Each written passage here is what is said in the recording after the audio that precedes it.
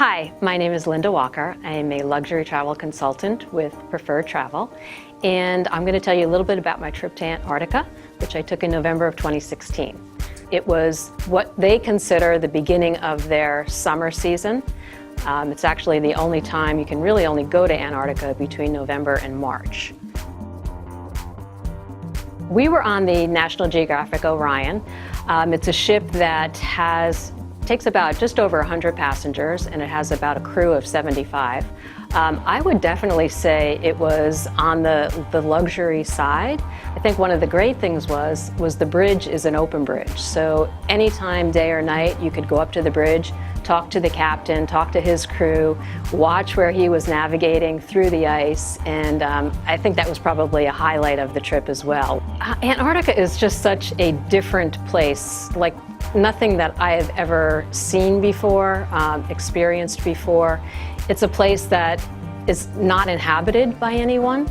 There are no trees, there is no vegetation, very little life can survive there, and it's just unspoiled, so it's pristine.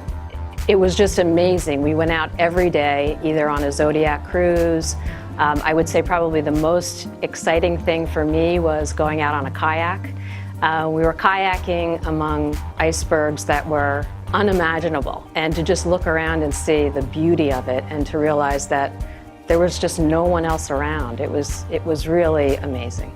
Every National Geographic Lindblad trip has an expedition team on board, and it starts out with the expedition leader, and then he has a crew of naturalists on board that are just top of the class. There's always a National Geographic photographer on board who gives tips on how to get the best photos, and every night there's a little lecture or just a little gathering really where different naturalists kind of share what they know about the places that we're seeing every day.